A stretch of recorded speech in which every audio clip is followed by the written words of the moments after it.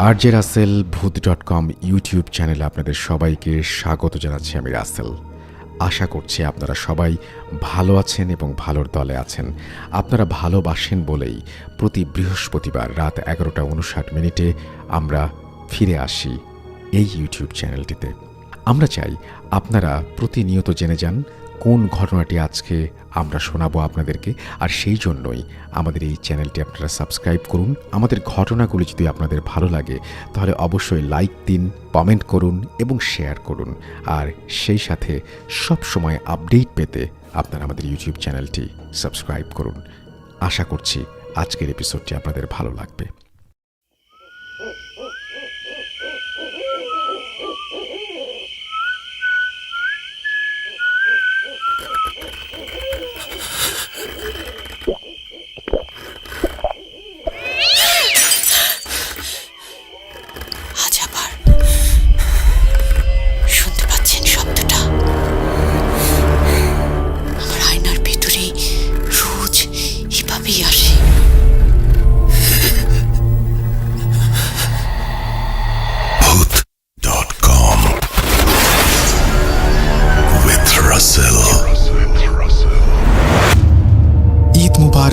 ঈদ মুবারক, ঈদ মুবারক।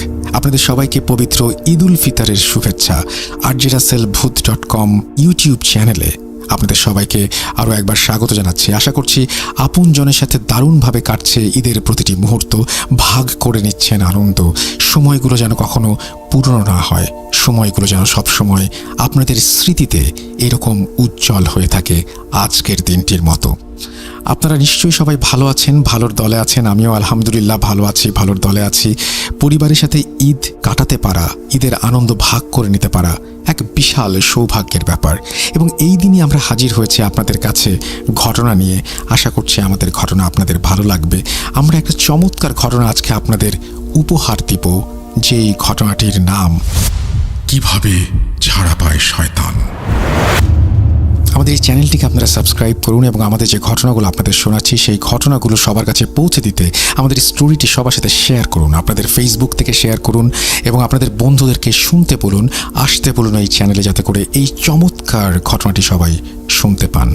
আমাদের সাথে থাকুন এবং লাইক, শেয়ার, কমেন্ট কোনোটি যেন মিস না হয়ে যায়, কারণ এটা ঈদের সময় এবং ঈদের স্পেশাল স্টোরি নিয়েই আপনাদের সামনে হাজির হয়েছি আমি রাসেল। আমি সরাসরি ঘটনায় চলে যাচ্ছি। তার আগে জানিয়ে দিই আমাদের ইমেল অ্যাড্রেস rasel.bhut.com@gmail.com। আপনার নাম, ঠিকানা এবং ফোন নাম্বার সহ আপনার জীবনে ঘটে যাওয়া বা আপনার জানা সেরা ঘটনা লিখে পাঠিয়ে দেওয়া আমাদের কাছে। ঘটনার শুরুতে অবশ্যই উল্লেখ করুন যে ঘটনাটি আপনি স্টুডিওতে এসে শেয়ার করতে চান, নাকি আপনি চান আপনার ঘটনা আমরা পড়ে শোনাই। এবারের ঈদে আমরা একটা স্টুডিও এপিসোড আপনাদের উপহার দিচ্ছি এবং দোয়া করবেন আমাদের জন্য যেন খুব চমৎকার একটা এপিসোড আপনাদের দিতে পারি। প্রথম থেকে শেষ পর্যন্ত টান টান উত্তেজনা নিয়ে ভয়ের রাজ্যে যেন হারিয়ে যেতে পারেন, সেরকম একটা এপিসোড উপহার দিতে চাচ্ছি। এবং সেখানে অংশও নিচ্ছেন আমাদের সব প্রিয় স্টোরি টেলাররা। শুরু করছি ঈদের আগের শেষ এপিসোড। যেভাবে লেখা আছে আমি সেভাবেই পড়ে শোনাচ্ছি। আসসালামু আলাইকুম রাসেল ভাই। ওয়ালাইকুম সালাম। আশা করি ভালো আছেন। আমি রায়হান। এইচএসসি পরীক্ষা শেষ করেছি এবং ইউনিভার্সিটিতে ভর্তি হব এইবার। ঠিকানা টাঙ্গাইল জেলার ভুয়াপুর থানা, নিকরাইল ইউনিয়ন। আমি ভূত.com নিয়মিত শুনি। আমার ছোট থেকেই শখ ভৌতিক বা অলৌকিক ঘটনা সংগ্রহ করা। সেখান থেকেই মূলত ভূত.com-এর প্রতি ভালোবাসা জন্মায়। আজ আমি নিজের সংগ্রহ করা এবং আমার পরিচিত এক দাদুর সাথে ঘটে যাওয়া একটা ঘটনা শেয়ার করতে যাচ্ছি। ঘটনাটি কালো জাদু এবং জিন কেন্দ্রিক। ভালো লাগলে পড়ে শোনাবেন। অবশ্য না শোনালেও দুঃখ নেই, আপনি পড়লেই আমি সার্থক। আমি ঘটনাটি শুরু করছি। যার সাথে ঘটনাটি ঘটে তার মতো করে বলার চেষ্টা করছি।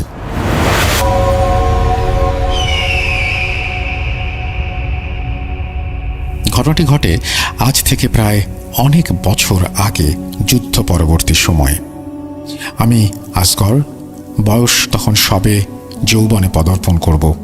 জীবনের এই সময়টাতে মানুষ সব থেকে বেশি সাহসী হয়। আমিও ছিলাম যথেষ্ট সাহসী। কখনো মনে অলৌকিক কোনো কিছু নিয়ে ভয় ছিল না। টকবগে রক্ত, গরম শরীর, মেজাজ যেন বজ্রপাতের মতো ভয়ঙ্কর। আমি ততদিন ভৌতিক কিছু বিশ্বাস করতাম না যতদিন আমার সাথে কোনো ঘটনা না ঘটে। কোন ঘটনা? বলছি। যুদ্ধের পরবর্তী সময় আমাদের গ্রামেও দেশের অন্যান্য জায়গায় দুর্বিষহ পরিস্থিতি। সময়টা বোধ করি 1973 থেকে 1974 হবে। হানাদার বাহিনী বিদায় নিয়েছে। গ্রামের লোকজন তখন খুবই কম ছিল। আমার বাড়ি একটা বিশাল জায়গা জুড়ে। পুরনো আমলের বংশীয় সূত্রে যথেষ্ট প্রতিপত্তি আছে। পূর্ববর্তী লোকজন ভারতে বসবাস করতেন। আমার দাদা বংশীয় সূত্রে বাংলাদেশের জায়গা জমির অংশীদারি হয়ে এখানে বসবাস শুরু করেন। বাড়ি থেকে বাজার পায়ে হেঁটে প্রায় 1 ঘন্টার মতো পথ। আর বাজারে যেতে হলে প্রথমে একটি বিল, তারপর একটি কবরস্থান আর একটা শ্মশান ঘাট পার হতে হয়। গ্রামটি ছিল ঘন সবুজ চাদরে মোড়ানো। গাছপালা বেশি থাকার কারণে সন্ধ্যার আগেই মনে হতো যেন রাত নেমেছে। গ্রামে তখনও কেউ বিদ্যুতের কথা কল্পনাও করতে পারত না। রাস্তাঘাট মাটির ছিল। সন্ধ্যার পর কোনো পাখির ডাকও শোনা যেত না। পরিবারে তখন একমাত্র আমার দাদি ছিলেন। বাবা মা অনেক আগেই আমার জন্মের 6 বছরের মধ্যেই মারা গিয়েছিলেন। যুদ্ধের পূর্বে আমার পরিবারের ছোট চাচা চাচি তাদের 2 ছেলে নিয়ে ভারতে পাড়ি জমান। ঘটনা শুরু হয় একদিন আমি বাজারে গিয়ে বন্ধুদের সাথে যাত্রা দেখতে পাশের গ্রামে যাই। দেখতে দেখতে মধ্যরাত হয়ে যায়। বাড়িতে যাওয়ার কথা প্রায় ভুলেই গিয়েছিলাম। যখন যাত্রা শেষ হয়, সবাই একসাথে বাজার পর্যন্ত আসার পর যে যার বাড়ির দিকে চলে যায়। তখন আমি একটা হ্যারিকেন হাতে নিয়ে বাড়ি ফিরব। তখনও আমার মনে কোনো ভয় কাজ করেনি। দাদার সাথে আগে অনেক জায়গায় যাত্রা দেখতে গিয়েছি, এই প্রথম একা গিয়েছিলাম। তখন মধ্যরাত। সে কথা মাথায় না রেখে আমাকে যেতে হবে এটা বেশি করে ভেবেছিলাম। তাই আমি বাড়ির উদ্দেশ্যে রওনা হই। এই পর্যন্ত কোনো সমস্যার সম্মুখীন হইনি বা কোনো ভৌতিক চিন্তাও মাথায় আসেনি। বাজার পার হয়ে যখন বাড়ির রাস্তা ধরে হাঁটতে শুরু করলাম, আমি শ্মশানের কাছে চলে আসি। রাস্তার বাম পাশে শ্মশান ঘাট আর ডান পাশে একটা ছোট কুঁড়ে ঘর ছিল। সেখানে একজন ওঝা থাকতেন। তিনি আগে ওইখানে থাকতেন না। যুদ্ধের বছর থেকে এখানে এসেছেন। কোথা থেকে এসেছেন কেউ বলতে পারে না। শরীরের গঠন ছিল এতটাই চিকন যেন চামড়া হাড়ের সাথে মিশে গেছে। মানুষের সাথে তার তেমন কোনো যোগাযোগ ছিল না। দিনে কখনো ঘর থেকে বের হতেন না।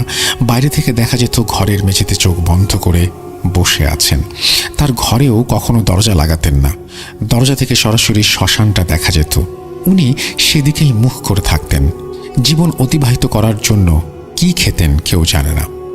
গ্রামে আসার প্রথম দিকে সবাই তাকে নিয়ে মাতামাতি করলেও পরে তার কথা নিয়ে কেউ তেমন মাথা ঘামাতো না। দিনে ঘরে থাকলেও রাতে ঘরের সামনে বসতেন। আমি হ্যারিকেনের আলোতে দেখতাম যথারীতি ঘরের সামনে বসে আছেন, কিন্তু তার চোখ বন্ধ।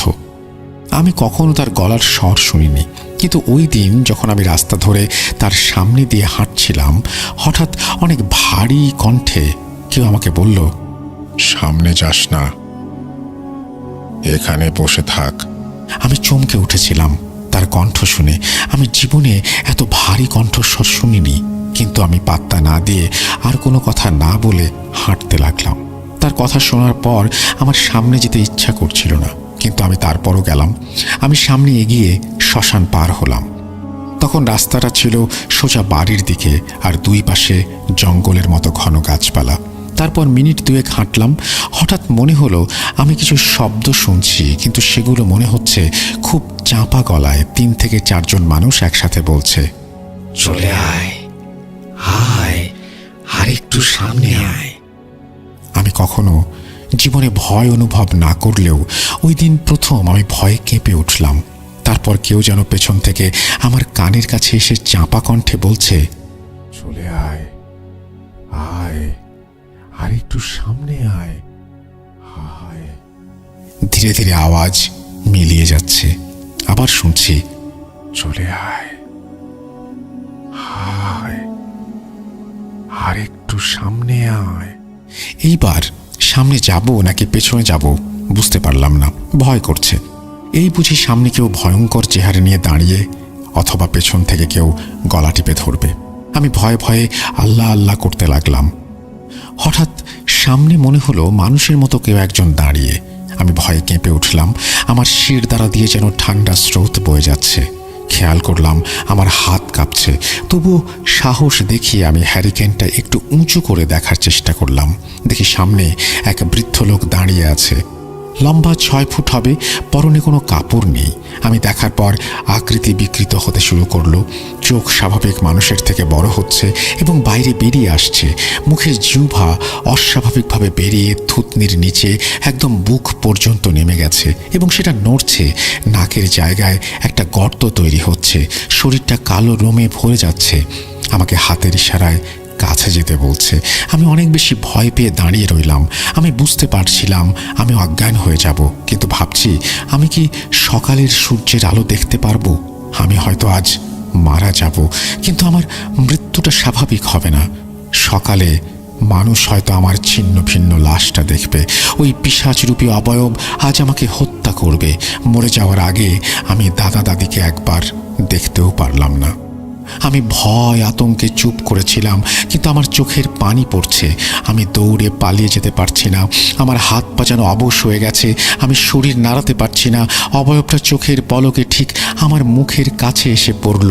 আমি ভয়ে চিৎকার দেব, কিন্তু গলা দিয়ে কোনো আওয়াজ বের হচ্ছে না। আমি চোখ বন্ধ করে ফেললাম। তার লোমশ হাত দিয়ে আমার গলা ধরে উপরে তুলল। আমার হাত থেকে হ্যারিকেনটা পড়ে গেল। এবার আমার শ্বাস যেন বন্ধ হয়ে আসছিল। আমি 2 হাত দিয়ে তার হাত ছাড়াবার চেষ্টা করলাম। পাগুলো এমনভাবে নাড়াচ্ছিলাম ফাঁসিতে ঝুলিয়ে দিলে একজন মানুষ যেভাবে নাড়ায়।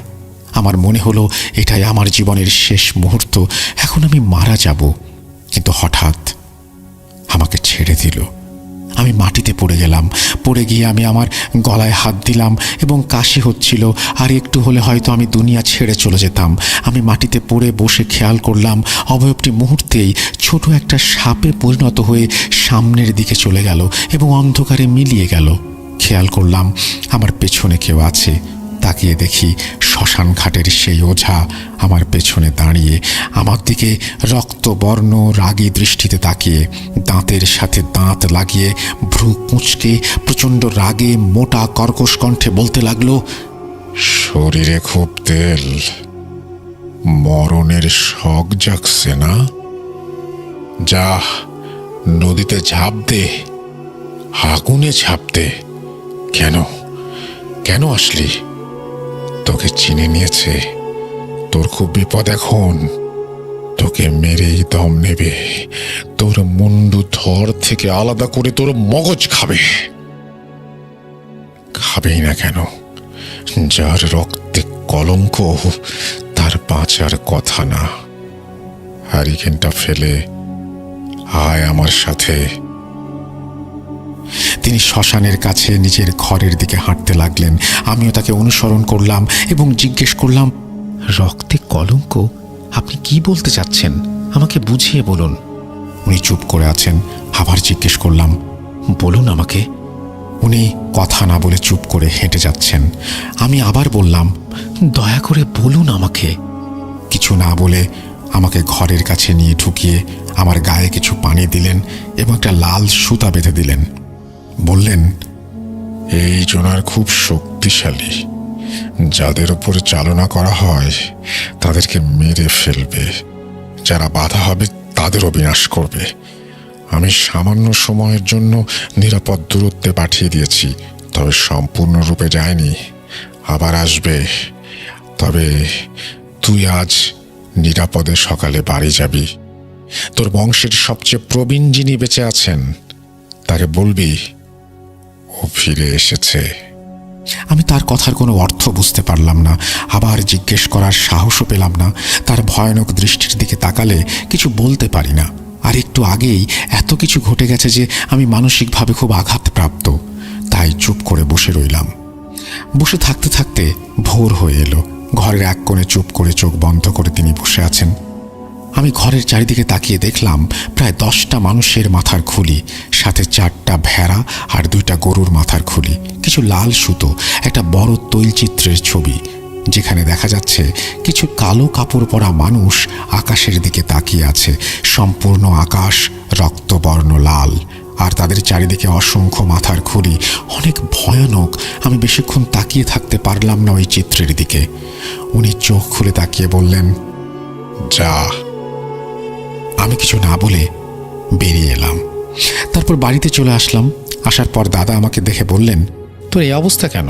শুকনো মুখ, আর দেখি গলায় কিসের দাগ? হাত দিয়ে গলা সরিয়ে দেখে চমকে উঠলেন, বললেন, যা ভেবেছিলাম তাই, আবার আবার ফিরে এসেছ। আর কত নেবে সে? কবে ক্ষান্ত হবে? কাল কি হয়েছে ঠিক ঠিক করে বল আমাকে। আমি বললাম।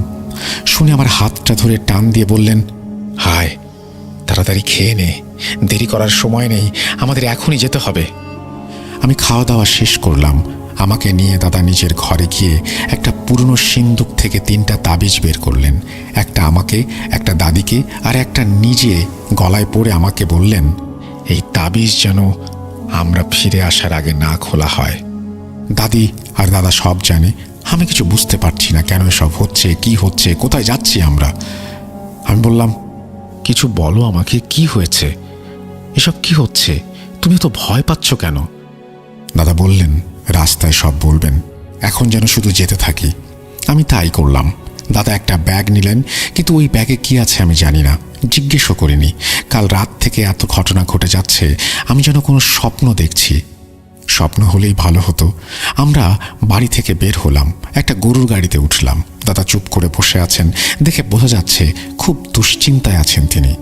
দীর্ঘক্ষণ চুপ থেকে হঠাৎ বড় নিঃশ্বাস নিয়ে শান্তভাবে বললেন, হাসকর, আজ আমি তোকে কিছু কথা বলতে চাই। কথাগুলো তোর জানা খুব জরুরি। আগে বললে হয়তো কাল রাতে তোর নরখাদক পিশাচের মুখে পড়তে হতো না। আল্লাহর অশেষ রহমত যে তিনি ঠিক সময়ে তোকে তার কোনো বান্দার মাধ্যমে বাঁচিয়েছেন। কি ঘটনা, আমাকে খুলে বলো। দাদা বলতে শুরু করলেন। ঘটনা শুরু আমার দাদার বাবা জমিদার জাহাঙ্গীর শাহর সময়। প্রতিপত্তি কম ছিল না। এই প্রতিপত্তির কারণে সে অহংকারী আর সাধারণ মানুষের ত্রাসে পরিণত হয়। উনি তখন তার বাড়িতে প্রতি মাসে একবার করে জলসার আয়োজন করতেন। জলসায় দেশের বিভিন্ন অঞ্চল থেকে সুন্দরী নর্তকীদের মোটা অঙ্কের অর্থের বিনিময়ে নিয়ে আসা হতো। ঠিক তেমনি এক জলসায় জমিদার জাহাঙ্গীর শাহ এক নর্তকীকে দেখে নিজের নিয়ন্ত্রণ হারিয়ে ফেলে। তাকে খুব খারাপ একটা প্রস্তাব দেয়, যার ফলে নর্তক দল তার কাছে অনেক অনুরোধ করে যাতে জমিদার সাহেব ওনাদের ছেড়ে দেয়। কিন্তু সেই পাষণ্ড জমিদার সবাইকে একসাথে বেঁধে পানি ভর্তি কুয়াতে ফেলে দেয়, আর সেই নর্তকীকে 4 দিন বন্দি রেখে তার ওপর অমানবিক নির্যাতন চালায়। 4 দিন পর যখন সেই মেয়েটি পালিয়ে যেতে সক্ষম হয়, চারিদিকে লোক পাঠানো হয় সেই মেয়েটিকে খুঁজতে। কেউ মেয়েকে খুঁজে আনতে সফল হয় না। মেয়েটি পালানোর জন্য প্রাণ ভয়ে জঙ্গলের দিকে দিক বিদিক শূন্য হয়ে দৌড়াতে থাকে। দৌড়াতে দৌড়াতে সে এক কুঁড়ে ঘরের সামনে পড়ে যায়। ঘর থেকে এক বৃদ্ধ বেরিয়ে আসে। বৃদ্ধকে দেখে মেয়েটি বলে, বাবা, আমার খুব বিপদ, আল্লাহর ওয়াস্তে এই অভাগীকে আশ্রয় দিন বাবা। বৃদ্ধ লোকটি মেয়েটিকে নিয়ে ঘরে যায়, নিয়ে গিয়ে পানি খেতে দেয় আর সাথে কিছু ভাত। মেয়েটি এমনভাবে খাচ্ছিল যেন কতদিন সে পেট পুড়ে কিছু খায়নি। বৃদ্ধটি মেয়েকে বলল, মা, কি হয়েছে তোমার? আমাকে নির্ভয়ে বলো। মেয়েটি জমিদারের সেই অমানবিক নির্যাতনের কথা বলল, আর বলল, পেটের দায়ে নাট্যদলের সাথে নাচি, আমি খারাপ নই বাবা, বিশ্বাস করুন। বলে মেয়েটি অঝরে কাঁদতে লাগলো। শুনে বৃদ্ধটি ঘৃণা আর রাগে বলল, ওই পাষণ্ড আমার ছেলেকে, আমার স্ত্রীকে হত্যা করেছে। আমি একা এখন এখানে থাকি, আল্লাহ একদিন ঠিক এর শাস্তি দেবে। মেয়েটি মাস 4 সেখানে অবস্থান করে। বৃদ্ধ লোকটি একদিন বাজার থেকে এসে দেখে মেয়েটির গলা কাটা নগ্ন দেহ পড়ে আছে তার কুড়ের বাইরে, আর তার মাথা একটু দূরে, এখনো চোখ খোলা সেই অবস্থায়, রক্তে সেই মাটি ভিজে একাকার। বৃদ্ধটি বুঝতে পারলেন জমিদার তার নিজের লালসা মিটিয়ে এই মেয়েকে নির্দয়ভাবে গলা কেটে হত্যা করেছে। নিজের পরিবারকে হারিয়ে এই মেয়েকে নিজের মেয়ে মনে করে ফেলেছিলেন। জীবনের এই শেষ ধাক্কাটা সহ্য করতে পারলেন না। প্রচণ্ড রাগে ক্ষোভে নিজের রক্ত এক পাত্রে মিশিয়ে কালো জাদু করেন। মূলত শয়তানকে নিজের আয়ত্তে সঁপে দেওয়ার বিনিময়ে ওই জমিদারের বিরুদ্ধে জিন চালান দেন। জিনকে বলা হয় এই বংশের বড় ছেলেদের পরিপক্ক বয়স হলেই যেন তাদের শরীর থেকে গলা ছিঁড়ে আলাদা করা হয়। জিন এই কাজের প্রতিজ্ঞা নেয় এবং সাথে ছিনিয়ে নেয় ওই বৃদ্ধের প্রাণ। তারপর একদিন সেই জমিদার তার মুন্ডহীন শরীর পাওয়া যায় নিজের ঘরে। তার 3 সন্তানের মধ্যে বড় যিনি ছিলেন, অর্থাৎ আমার দাদার বড় ভাই, তাকেও হত্যা করা হয়। বাকি দুই সন্তান অর্থাৎ আমার বাবা ঘরের বড় সন্তান এবং ছোট ভাইয়ের ঘরে একমাত্র সন্তানকে হত্যা করা হয়। আমার দাদা দুই ঘরের দুই সন্তানের বড় যিনি ছিলেন অর্থাৎ আমার চাচা, তার 19 বছর বয়সে তখন পড়েছিলেন, তাকেও মেরে ফেলা হয়। এই জন্য ছিল এক মৃত্যু মিছিল। অনেক বড় বড় আলেম, পীর, কবিরাজ, ওঝা দেখানো হয়, কিন্তু সবাই একটা কথাই বলে, এই দুষ্টু শক্তি এতটাই বেশি যে একে কেউ থামাতে পারবে না।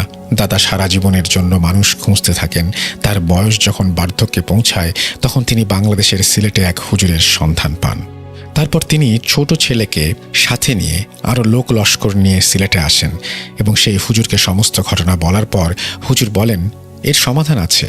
এই শয়তানি শক্তিকে আটকানো যাবে, কিন্তু বিনাশ সম্ভব নয়। দাদা মর্মাহত হয়, কিন্তু পরের কথা শুনে তিনি পাথর হয়ে যান। হুজুর বলেন, এই বংশের একজনের গলা কাটা মাথা রক্ত লাগবে। দাদা ভেবে উঠতে পারেন না কিভাবে এক জীবন্ত প্রাণকে বিনাশ করে আগত ভবিষ্যৎ বাঁচাবেন। দাদা তখন বলে ওঠেন, ঠিক আছে, ব্যবস্থা হবে, কিন্তু আপনি আজ রাতে যা করবেন শুরু করুন। আর কোনো প্রাণ আমি নিতে দেব না। দাদার সাথে যাওয়া সব লোকজন দাদার কথা আর তার চোখ দেখে বুঝতে পেরেছিলেন তিনি কি বলতে চাচ্ছেন। সবাই তাকে থামাতে চাইলে তিনি কঠোরভাবে সবাইকে এই ব্যাপারে কথা বলতে নিষেধ করেন। উপস্থিত সবাই কান্না চোখে অদ্ভুতভাবে তাকিয়ে থাকে। আমার বাবা বয়সে অপরিপক্ক হওয়ায় তেমন কিছু বলতে পারেন না। ওই দিন সন্ধ্যায় দাদা সবার কাছ থেকে বিদায় নেন এবং আমার বাবাকে জড়িয়ে ধরে বলেন, জীবনে সবসময় আল্লাহর পথে চলবে, কখনো কারো অন্যায় করবে না। বলে তিনি শক্ত করে জড়িয়ে ধরে চোখ বন্ধ করলেন। চোখ যখন খুললেন সবাই দেখতে পেল ছলছল করা চোখ। তারপর সবাইকে আমার বাবাকে দেখিয়ে বললেন, ওকে তোমরা কাজ শেষ হলে ওর মায়ের কাছে নিয়ে যাবে, ও যেন কিছু বুঝতে না পারে, এবং আমার স্ত্রীকে বলবা আমাকে ক্ষমা করে দিতে। তার প্রতি আমি কোনো হক আদায় করিনি, করতে পারিনি, আমাকে যেন ক্ষমা করে দেয়। তাকে আমি ভালোবাসি, তোমাদের কাছেও আমি ক্ষমা চাই। বলে হুজুরকে ডাকলেন। তখন হুজুরের অল্প বয়সী 8 জন ছাত্র এবং হুজুর আসলেন। এসে উপস্থিত সবাইকে সান্ত্বনা দিলেন এবং একজন ছাত্রের দিকে ইঙ্গিত করে একটি গুরুত্বপূর্ণ কথা বললেন, এই শয়তান আমি পৃথিবী থেকে যাওয়ার পর মুক্ত হলে আমার এই শিষ্যের শরণাপন্ন হবেন।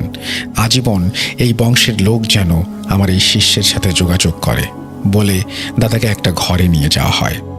পরের দিন সকালে হুজুর সবাইকে সমবেত করে একটি কালো বোতল, একটি কালো ছোট সিন্দুকে রেখে নির্দেশ দেন এই সিন্দুক যেন সবাই ভারতে নিয়ে যায় এবং দাদার কবরের পাশে পুঁতে দেওয়া হয়, এবং কঠোর নির্দেশ দেওয়া হয় লাশ পচে গেলেও যেন এই লাশ দাদার সেই পৈতৃক মহলে কবর দেয়া হয়। সবাই দাদার মৃত গলাবিহীন লাশ নিয়ে ভারতে আসে। আস্তে আস্তে সেই লাশ প্রায় সবটুকু গলে পচে নষ্ট হয়ে গিয়েছিল। বাকি ছিল শুধু গলা পচা এক মাংসপিণ্ড। পরবর্তীতে আমার বাবা যখন জমিদারি সামলায়, তার অসুস্থজনিত কারণে অকালে মৃত্যু হয়।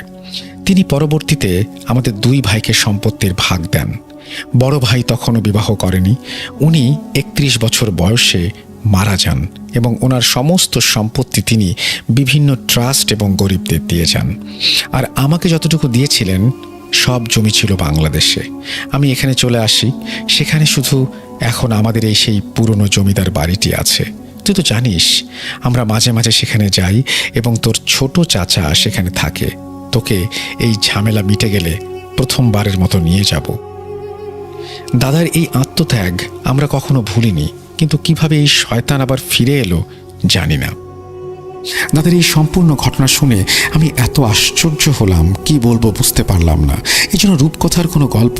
আমি দাদাকে বললাম, দাদা তাহলে হুজুরের সেই শিষ্য এখন কোথায়?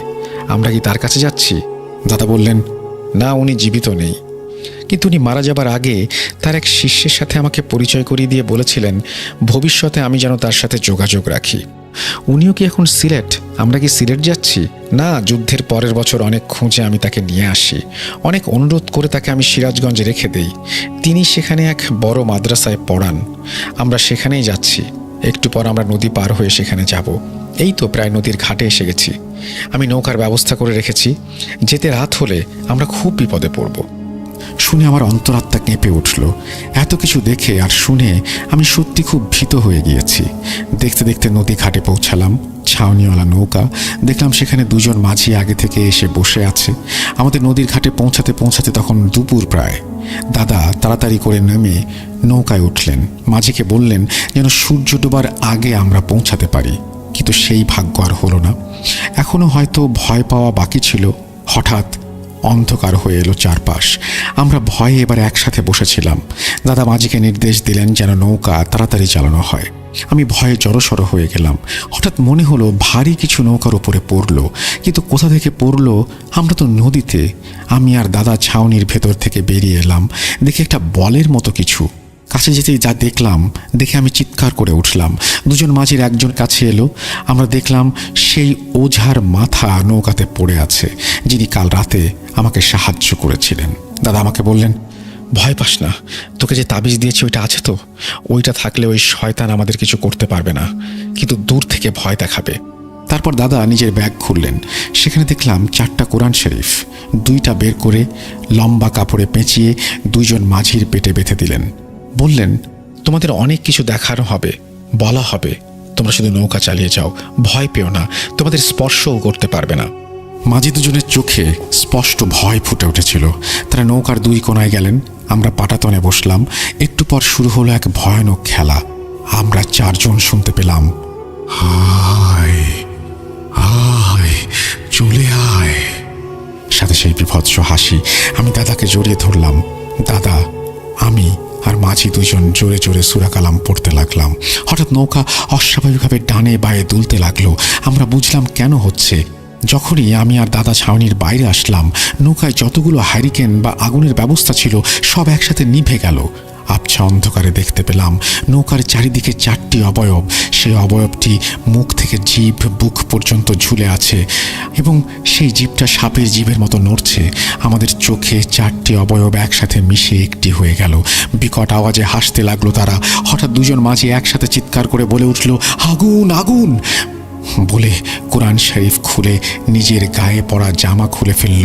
দাদা বারবার চিৎকার করে বললেন, এটা শয়তানের ধোঁকা, আগুন লাগেনি, খুলে ফেলিস না, খুলিস না। কিন্তু দাদা কিছু বলতে পারার আগেই ভয়ানক ঘটনাটি ঘটে গেল। কোরআনের নিচে রাখার সাথে সাথে একজন মাঝিকে সেই অবয়ব নৌকা থেকে ওপরে তুলে নিল। আরেকটি হাত দিয়ে গলার নিচের অংশ, আরেকটি হাত ওপরের অংশে ধরে খুব সহজেই শরীর থেকে মাথা আলাদা করে ফেলল। ফিনকি দিয়ে রক্ত বের হচ্ছিল। আমি জীবনে এত রক্ত আর এত ভয়াবহ দৃশ্য দেখিনি। আমি তাদেরকে জড়িয়ে ধরেছিলাম আর জোরে জোরে আল্লাহ আল্লাহ বলছিলাম। আমার হাত পা কাঁপছিল। তারপর শরীর ছেড়ে দিয়ে সেই মাথা হাতে নিয়ে যেই অংশে রক্ত পড়ছিল সেই অংশে জিহ্বা দিয়ে চেটে চেটে চুষে পানিতে ফেলে দিল। এই দৃশ্য দেখে আমি আর এক মাঝি আল্লাহ বলে নদীতে ঝাঁপ দিলাম। কিন্তু শেষ রক্ষা হয়নি। একইভাবে তাকেও ধরা হয়। মাথা ছিঁড়তে যাবে এমন সময় দাদা ভয়ে খুবই অসহায় হয়ে খুব জোরে জোরে আওয়াজ করে আজান দিতে শুরু করেন। আমি দাদাকে শক্ত করে ধরে আছি। আজান শুনেই সেই শয়তান মাঝিকে ছেড়ে দেয়, কিন্তু গলার প্রায় অর্ধেক অংশ ছিঁড়ে যাওয়াতে নিচে পড়ে তার 2 হাত দিয়ে গলা চেপে ধরে। চোখের কালো মণি উপরের দিকে উঠে যায়। চোখের সাদা অংশ দেখা যাচ্ছিল তার। গড়গড় করে আওয়াজ বের হচ্ছিল মুখ দিয়ে, আর ফিনকি দিয়ে রক্ত বের হচ্ছিল। দেখতে দেখতে তিনি মারা গেলেন। নৌকার পাটাতন লাল রক্তে ভিজে একাকার। সেই দৃশ্য দেখতে দেখতে আমি বুঝতে পারছিলাম আমি অজ্ঞান হয়ে যাব। দাদা আজান দিচ্ছিল আর এক হাত দিয়ে আমাকে ঝাঁকি দিলেন যেন অজ্ঞান না হয়ে যায়। কিন্তু আমি ওই রক্ত আর ভয়ানক দৃশ্য দেখে ভয়ে আমার হাত পা অনবরত কাঁপছিল আর বমি করে দিয়েছিলাম। এভাবে 4 বার আজান দেওয়ার পর আমি স্পষ্ট দেখতে পাই চারিদিকে এখনো অনেকটা আলো। নৌকা ঘাটে ফিরে আছে, মানে এখনো তাহলে সন্ধ্যা হয়নি। সম্পূর্ণটা শয়তানের ধোঁকা ছিল। ধোঁকা দিয়ে শয়তানটি 2 মাঝিকে মেরে ফেলে। হঠাৎ খেয়াল করলাম আমার পায়ের কাছে একটা মাথা, চোখ অর্ধেক খোলা। তাকিয়ে দেখলাম এটা সেই গরুর গাড়িওয়ালা যাকে আমরা গাড়িয়াল নামে ডাকি, তার মাথা। দাদা এবার নিজেকে ধিক্কার দিয়ে বললেন, কতটা নীচ আমরা! নিজেদের বাঁচাতে কতগুলো প্রাণ কোরবানি দিলাম, আর কত রক্ত চাইও। নিজেকে সামলে নিয়ে বললেন, চলো, এখনো তো রাত হয়নি আর মাদ্রাসাটা খুব কাছেই, একটু দূরেই, এবার হেঁটে যেতে হবে। আমরা নৌকা থেকে নেমে নদী পার হয়ে বেয়ে উঠলাম। দেখলাম সেখানে কোনো মানুষ নেই। একটু পর সন্ধ্যা হবে। একটু এগিয়ে যেতেই রাস্তা পেলাম। সেই রাস্তা ধরে অল্প একটু হাঁটলেই কিছু মানুষের শব্দ পেলাম, বুঝলাম সামনে একটা শিক্ষা প্রতিষ্ঠান, অর্থাৎ এটি একটি মাদ্রাসা। আমরা মাদ্রাসার গেট দিয়ে ভেতরে ঢুকলাম।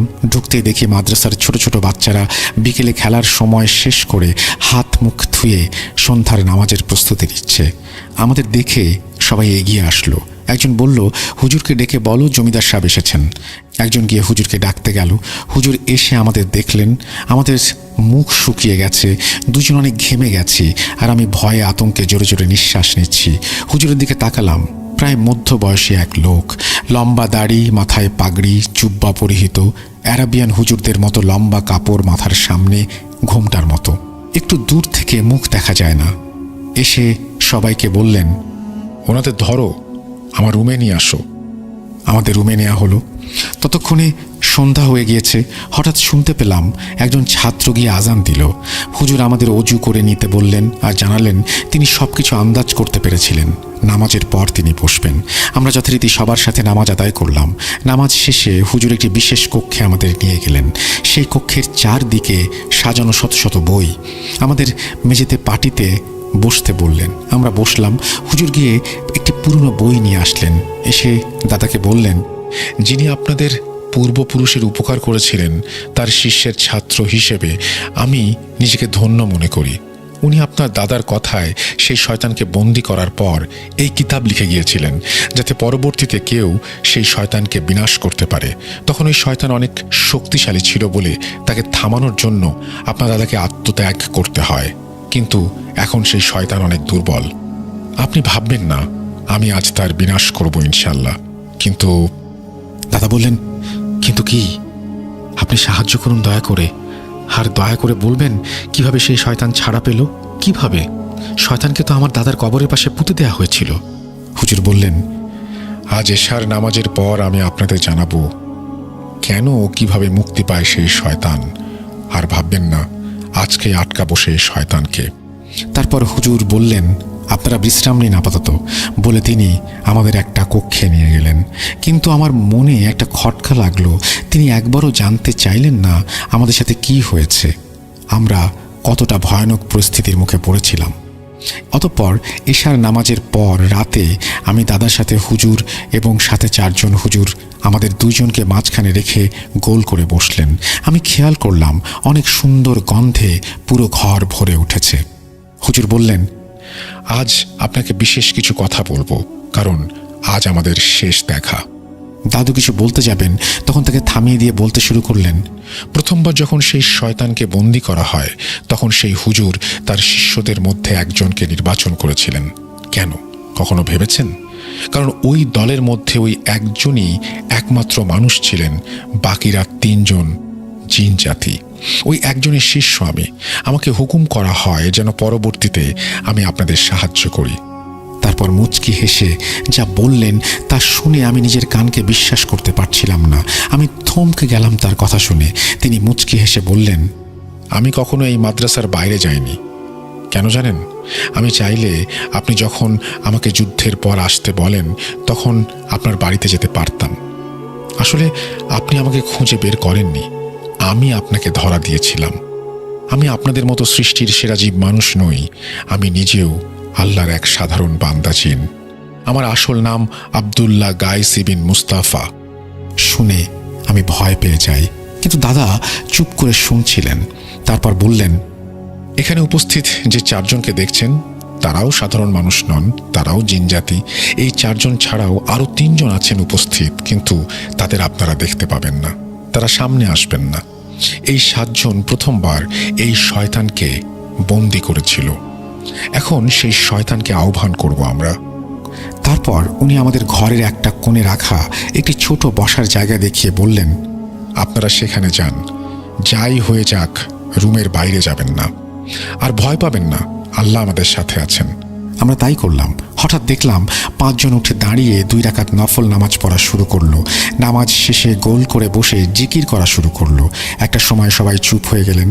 চারিদিকে নীরবতা বিরাজমান, শুধু আমাদের দুজনের নিঃশ্বাসের শব্দ ছাড়া আর কোনো শব্দ নেই। হঠাৎ মনে হলো বাইরে প্রচণ্ড ঝড় হচ্ছে, সব যেন ভেঙে চুরে দুমড়ে দিচ্ছে। আমি ভয়ে আতঙ্কে জড়সড় হয়ে বসলাম। হঠাৎ ক্ষীণ গলায় একটি আওয়াজ শুনলাম, মনে হলো 4জন মানুষ একসাথে কথা বলছে। কি করতে পারবি তোরা? তোদের কি হলো? মানুষের পক্ষ নিচ্ছিস কেন? হায়, আমার সাথে আয়। তুচ্ছ মানুষকে বাঁচাতে হবে কেন? বলে বিকট সুরে তারা হাসতে শুরু করলো। এইবার চারজন উচ্চ স্বরে কোরআন তেলাওয়াত শুরু করলেন। হঠাৎ জিনটি অদৃশ্য থেকে বলল, ছাড় আমাকে, ছাড় বলছি। আমাকে আমার কাজ করতে দে, কেন আটকাচ্ছিস আমাকে? ছাড় বলছি। একটা জোরে ঠাস করে শব্দ হলো। মনে হলো ভারী কোনো বস্তু মেঝেতে পড়ে গেছে। এইবার দেখলাম সেই শয়তানটি 15 জনের মাঝে দাঁড়িয়ে আর বলছে, থাম থাম থাম, তোরা চুপ কর, চুপ কর। বলতে বলতে আকারে ছোট হয়ে একটা বিড়ালের সমান হয়ে গেল। এইবার বাইরের সেই ঝড়, তার শব্দ থেমে গেছে, শুধু কোরআন তেলাওয়াতের শব্দ হচ্ছে। সেই হুজুররূপী জিনটি এইবার সেই শয়তানকে 2 হাতে চেপে ধরল। বলল, আল্লাহর কসম, আজ তোকে বন্দি করব না, তোকে হত্যা করব। শুনে শয়তান চিৎকার করে বলে উঠল, আমার মালিক তোদের ছাড়বে না, আমাকে মেরে কি হবে? আমি তো শুধু হুকুম পালন করেছি। বলে জোরে জোরে হাসতে শুরু করলো। আবার বলল, পারবি তো তার সাথে যুদ্ধ করতে? শয়তান কিছু বলার আগেই তাকে একটি কালো রঙের 4 কোণা বাক্সে বন্দি করা হলো। 1 বালতি পানির মধ্যে চুবিয়ে রাখা হলো। এরপর হুজুর বললেন, আপনাদের ধন্যবাদ আমাকে সাহায্য করার জন্য। সবাই একসাথে সালাম দিয়ে চোখের পলকে উধাও হয়ে গেল।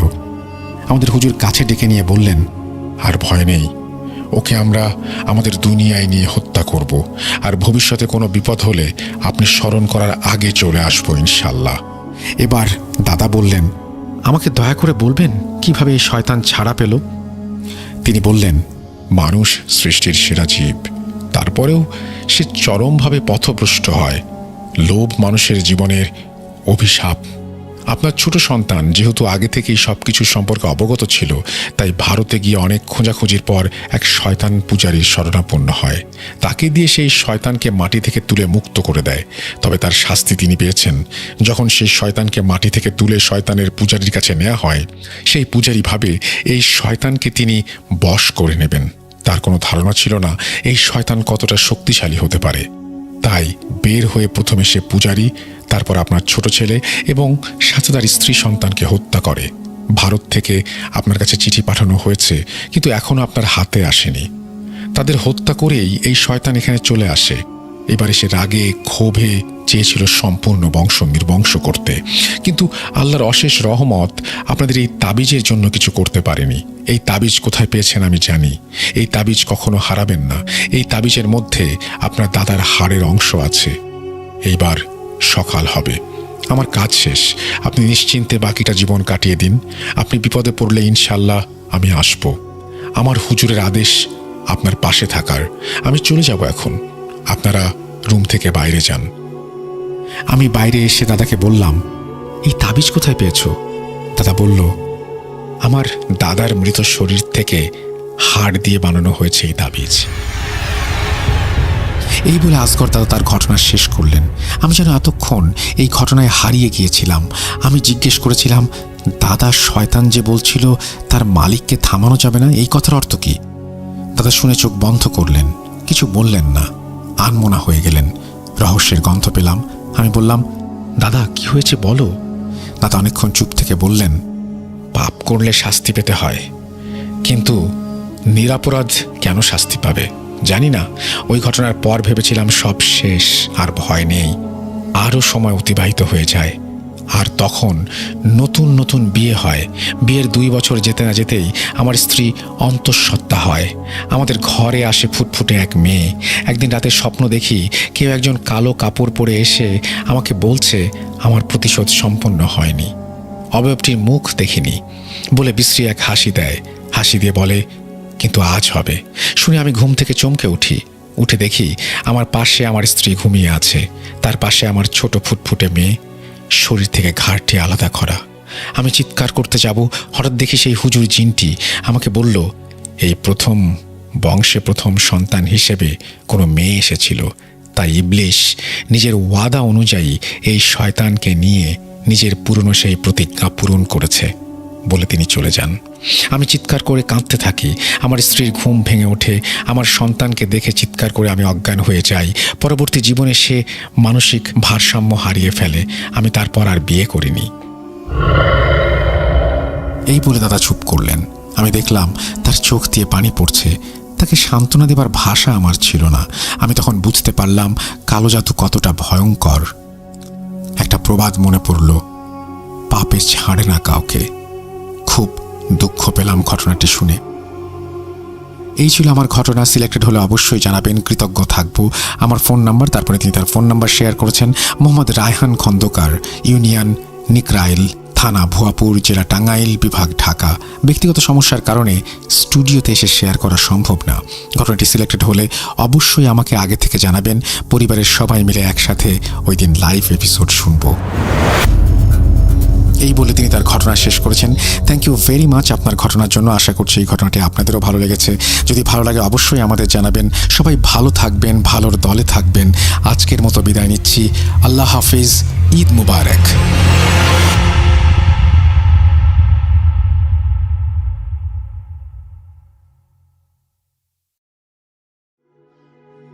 আপনাদের সবাইকে অনেক অনেক ধন্যবাদ এতক্ষণ পর্যন্ত আমাদের সাথে থাকার জন্য। অনেক অনেক শুভকামনা রইল।